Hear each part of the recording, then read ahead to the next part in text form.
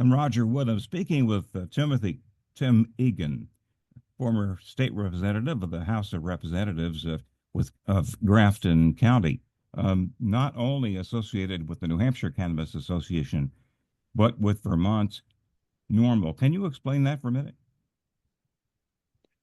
Well, I think part of what drives me to be part of these two organizations is there's such a relationship between Vermont and New Hampshire economically. Hmm. And if I'm going to be involved in the legislation of cannabis in New Hampshire, it's going to impact Vermont, where I teach within the Vermont State University system and where I teach in our cannabis studies program. So Hmm. I'm bringing my insight into from Vermont into New Hampshire on legislation, but also knowing that whatever we do in New Hampshire is going to impact Vermont and other border states. So I think being part of both of those organizations allow me to have better insight into what legislators are thinking, to motivate business leaders, and to be able to approach the patient and business community, the consumer, excuse me, the patient and consumer community, and be able to sort of, know on the ground what people are thinking. Because as you well know, a big issue for mine has always been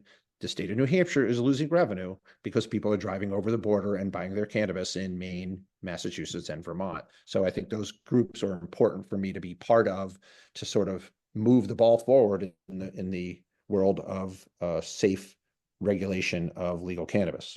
What are the aspects of Vermont's legislation legalizing it that New Hampshire should adopt?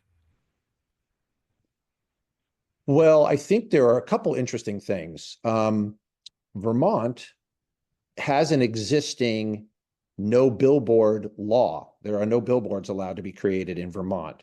One of the issues that Governor Sununu had, which we put into the legislation for New Hampshire, was he didn't like seeing all the billboards right across the border in Massachusetts touting the industry. So we wanted to do that. We wanted to respect that communities may not want advertising blaring all over the place around this topic. It's a little sometimes about an oxymoron because we'll do a lot of advertising for our state-run liquor stores, but we wanted to respect that the communities didn't want that. That's a advertising structure and management is a big aspect of Vermont's law. They are considered to have one of the most strict advertising laws in the country of the 25 states that have legalized adult use. Another interesting aspect that they are way ahead of the game on, they are following in the path of the state of Nevada to potentially file this year. I know it's going to be filed, and Vermont NORML would support it. Social consumption law, which would allow, for example, a smart tourism play, which is ski mountains have après ski. A lot of times, those folks would like to be, having their cocktail outside. If you're outside, then you could consume cannabis because you're not violating any smoking provisions. So Vermont is looking at that as a way to expand the industry as well as engage the tourism community because they know that skiers and snowboarders and snowshoers and are folks that are going to enjoy cannabis. And so that's another aspect that they could offer. So there are some things that we can learn from Vermont in what they've done and what they want to do. Hmm. Is Vermont profiting in the state coffers from the legalization? I mean, are they collecting tax on it? Yes, they collect a specific tax on it. And yes, it is a very successful venture for the state. They are seeing that revenue being utilized in a state that has high taxation, but small population. So they are utilizing it in areas that I think most states would intelligently use it for: education, healthcare, mental health care, areas where those costs in New England rise because we're aging states. Maine, Vermont, New Hampshire are three of the oldest by population states in the nation, aside from Florida. So healthcare issues are important. So having funding for that is how Vermont uses it, as well as education. The cost of high school and state college education gets higher and higher, and that drives people out of the state to the south of the United States, and New England states are losing young population. So by being able to use cannabis revenue to lower the costs of education, that keeps families in Vermont. So that's sort of the way that they're using the revenue.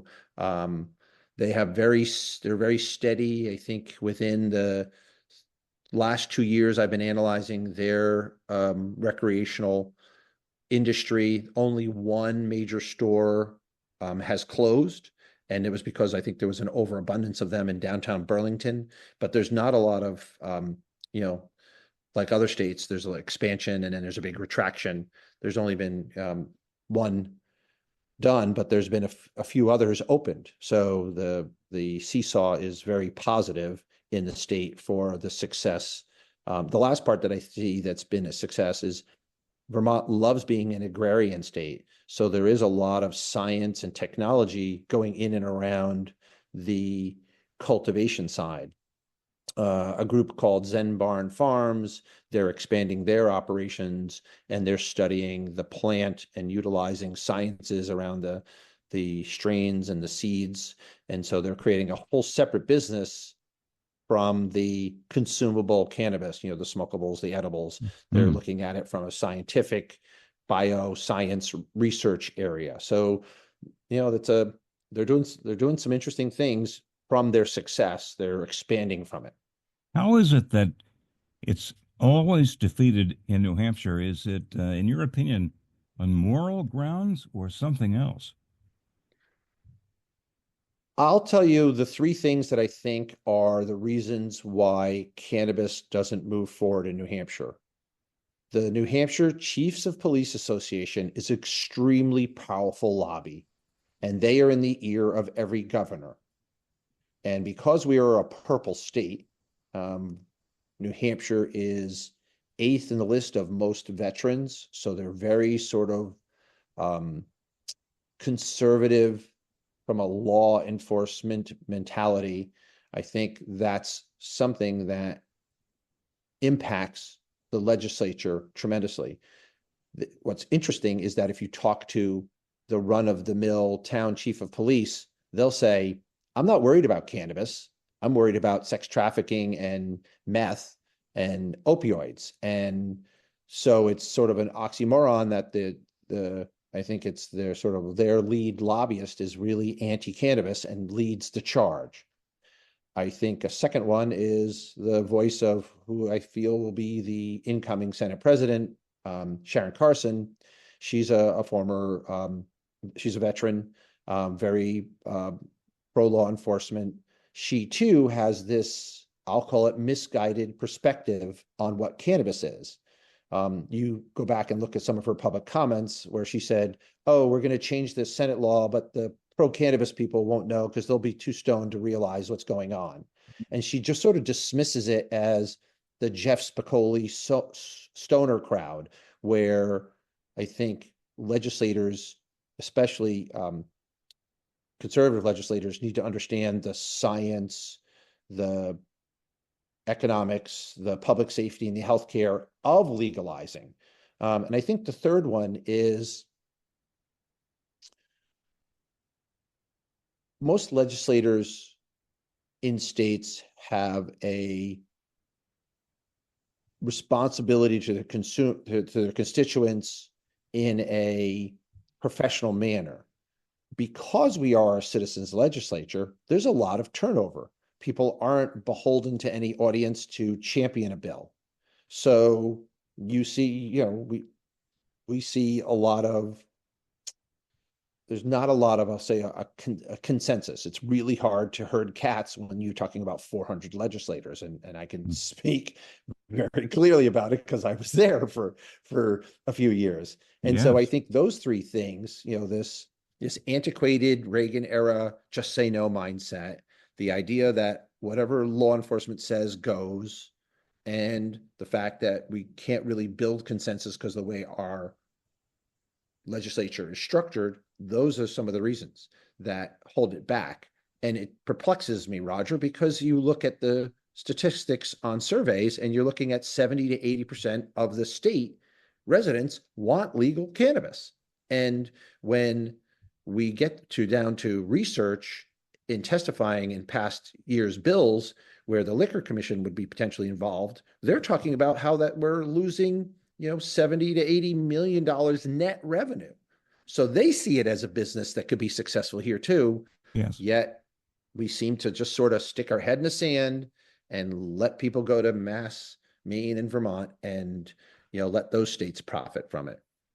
What is it that you can do and others can do to change the legislature in New Hampshire? It passed in the House this last time, right? Passed in the House. It actually passed in the Senate, but the consensus bill got tabled. So, by 5 votes. So the House and the Senate technically passed it, but they passed two separate style bills. And when consensus came together, the consensus bill, the House didn't pass what the Senate liked because at the end of the day, libertarians and progressive Democrats didn't like that it was a liquor commission run venture. They wanted maybe liquor commission oversight, but they wanted a free market economy. It wasn't the Which case of the still, Senate throwing wasn't the case of the Senate throwing the House under the bus, right? I mean, no, not really. I mean, the Senate did what the Senate does, which is they adjusted a bill to what they're liking.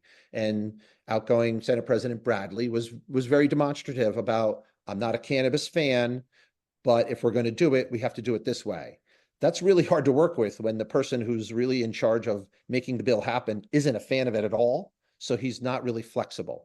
And members of the House didn't like that lack of flexibility. They didn't, House members on both sides of the aisle, libertarians didn't like big government, which, more big government, which was putting the liquor commission in charge of it. And progressive Democrats didn't like that the liquor commission had this control. There was no opportunity for free small business, free market, small business development. if the state had realized the millions of dollars you mentioned, what do you perceive it would go to? Well, I can tell you every time that I ever put my fingers on the keyboard to give my thoughts on a bill, I always said at least 40% had to go towards SWEP, the statewide education property tax. Every time that folks in Concord, mostly conservatives, say, hey, we're cutting taxes, what they're doing is they're not cutting taxes, they're downshifting business taxes onto the back of property taxpayers. Mm. And property taxpayers are the ones that are paying our education tax front. They're on the front lines of that. So every time that your tax bill goes up, it's because the state is giving less to education. We even heard Commissioner Edelblut say, hey, every town's going to get prepared. You're going to get less special needs funding. Because why? Because they cut the rooms and meals tax and they cut the interest and dividends tax under Yes. the guise of, hey, we're cutting taxes. Isn't that a good thing? Well, not necessarily, not in a state where we have very limited tax revenue to go around.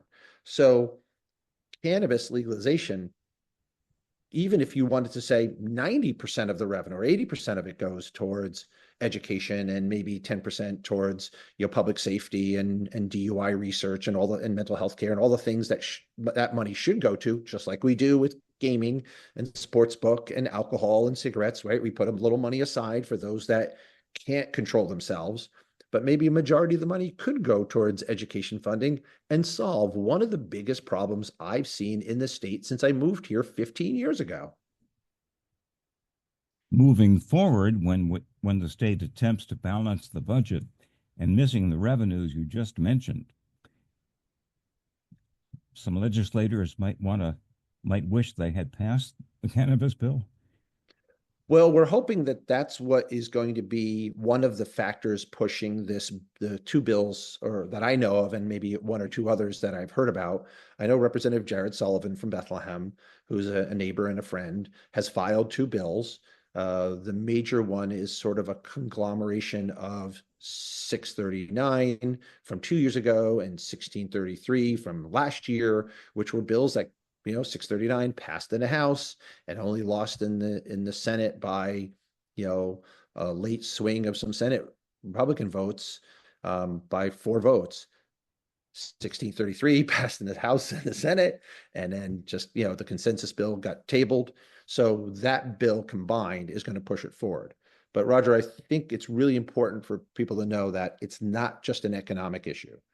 At the end of the day, there are three things that really drive the importance of cannabis legalization, not just in our state, but in our nation, right? Regulated cannabis helps public safety. Regulated cannabis that's checked and tested and managed. If people are getting a product, they know that it's going to be something that is a safe product, right? If we don't do that, we allow the black market to continue to turn out product that we don't know where it came from. And more importantly, on a public safety side, where the money is going. Okay. If law enforcement is worried about, the drug lords having control, one way to take control away from them is legalizing it. And if you ask law enforcement, they can then better spend their time on other issues like, other sex trafficking or meth or heroin if they really want to focus on, drug issues. But there are probably a bunch of other issues that law enforcement. So that's one. It's a public safety issue. And I've always said that legalization equals regulation, which equals safety. The second one is healthcare. And when people talk about, legalizing cannabis is going to be really bad for young people or it's going to be a gateway drug, those two topics have been a simple panacea for those that are anti-cannabis. There is now research out that shows that underage use goes down in every state that has legal adult cannabis, and opioid morbidity reduces in every state that legalizes cannabis. You basically are controlling it, and we're keeping youth from getting access to it because they have to have you have to be over 21. If there's no black market or a limited black market, they have less access to it. For opioid addicts who are either doctor shopping or buying opioids illegally, this gives them an option to choose because they know that if they get caught doing one of the other two things, it's a crime. Where if they can go to a legal cannabis shop and buy it, and it can help them wean themselves off or not create crime in dealing with their addiction, it creates an exit way for them, not a gateway, but an exit way from addiction. There's proof out there. So this is a major healthcare aspect of the study and the impact of cannabis. And then the last one, obviously, is the economics. And the economics isn't just cash in the pocket of the state coffers. Cannabis is an agricultural industry. It could help our farmers. More and more, there's more receptivity from folks like the New Hampshire Farm Bureau and the New Hampshire Organic Farmers Association to have conversations about legal cannabis. They used to not want to be part of the conversation. They're now willing to listen and share their thoughts. None of them have committed to it. Another part is that it's really an economic impact on downtowns. For the first time ever, the New Hampshire Municipal Association actually put cannabis policy in their legislative directives for next year, right? And they'll say, we are okay with legal cannabis if this, and this happens. They've never done that before. They understand that a cannabis shop in the, retail section of the town, away from the schools and away from suburbia, drives people into town for business, right? Especially if it's down the street from a concert hall or from a sports arena or ski mountain or hiking trails and biking trails, right? It's regional economic development, right? So people come in and they open up stores and they create businesses and they employ people, and it ties back into a little bit into the stay, work, play mindset of the state of New Hampshire. That, not all young people, not only young people utilize cannabis. I'm 60 and I enjoy it, but it does appeal to young people. The statistics show that young people, the millennials and Gen Z, are choosing cannabis over liquor more than Generation X and the boomers who chose liquor over cannabis. And so now, if you want to retain young people, again, a big issue for the state like New Hampshire, this is a way to do that. So now you have regional businesses run by young people who are interested in agriculture and science and and mental health care, because cannabis is a widely used tool for anxiety and PTSD and stress relief. This is a It's not just an economic tool, it's a social impact tool. And until we get legislators who want to pull their head up out of the sand and dust off the Reagan era just say no mindset, we're going to still struggle. And that's what New Hampshire can and I want to articulate the next year, especially during this budget year, is, you know, there's a lot here that could have positive impact if we're open-minded to do it. We really easily legalized sportsbook, right? We have Keno. We have charitable gaming. You know, those are all vice-oriented industries that the state has embraced. Embraced gambling in a sense for decades, right? Through the sweepstakes originally, right? Yeah, through lottery, then Keno, then sports book, now charitable gaming. Or basically, you go into a charitable gaming facility, it's a casino. That's just under the guise of, all right, we're going to give 10% to the charity or whatever the percentage, or we're going to give a percentage to the charity that sort of houses the building. But it's a casino is a casino. And so it just boggles my mind how hypocritical legislators can be when it's like, oh, well, we have to worry about something that's going to impact our community. I'm like, you're already doing that. Mm. You know, kids can bet on sportsbook on their phones in class, right? You can open up an account. If my child was under 18, I could open the account for her on her phone, sign up under my credit card, and she could bet all day, and they're never going to know. So we allow that. You know, Governor Sununu is touting the success of sportsbook in New Hampshire. Tim Egan of New Hampshire, a strong supporter of legalizing cannabis use for adults. It has failed several times in the legislature.